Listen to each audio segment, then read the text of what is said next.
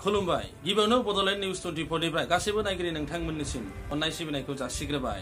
मोनसे दुखुनांथाव खौरां केरालानि क'झिक'डआव एयार इन्डियानि बिरगादिङा जाब्रबथाय जायो। मैया मोनानि 7:40 समाव बे जाब्रबथाया जायो। बे जाब्रबथायाव सा 18 सुबुङा जिउ गोमानो गोनां जादों। जोंनि मोनसे रिपर्ट।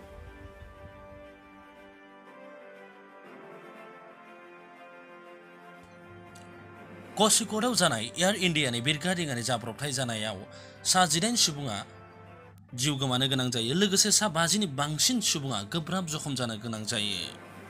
बिरगादिङा एबा बिरखंआ दुबाइनिफ्राय फैदोंमोन। एयारपर्टआव लेन्डिं जानाय समाव बे जाब्रबथाया जायो। खौरां मोननाय बायदिब्ला थांनाय साननैसोआव केरालायाव गोब्राब अखा हाबाय थानायनि थाखाय रानवेयाव दै थानाय एबा दैस्लुं थानायनि थाखाय बिरगादिङाया फिस्लायनानै गोग्लैयो आरो 30 फुटसो गोथौ हाखराव गोग्लैहैनानै थुख्रानाय जायो। जाथाय जानाय समावबो अखा हाबाय दंमोन। थैनाय सुबुंफोरनि गेजेराव सानै पाइलट दंफायो। बे बिरगादिङायाव पाइलटफोरखौ लाफाना 190 पेसेन्जारफोर दंमोन। मख'नो गोनांदि वन्दे भारत मिशननि आवथायाव गुबुन हादराव थाग्रा भारतारिफोरखौ एयार इन्डिया बिरगादिङाजों लाबोनाय जादोंमोन।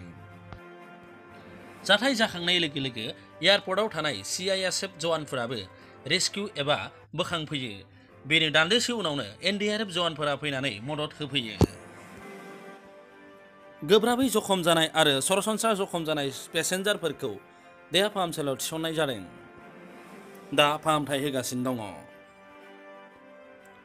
मख'नो गोनांदि अखा हाबाय थानायनि जाहोनाव आरो लेन्डिं खालामनाय समाव रानवेयाव दै थानायनि थाखायनो बेबायदि जाब्रबथाया जादों होननानै साननाय जादों। रादाबा एसेनोसै। नोंथांमोना बड'लेण्ड निउज 24 खौ मोजां मोनोबा साबस्क्राइब खालाम, लाइक खालाम आरो शेयार खालामनो बाबाव। गोजोन्थों।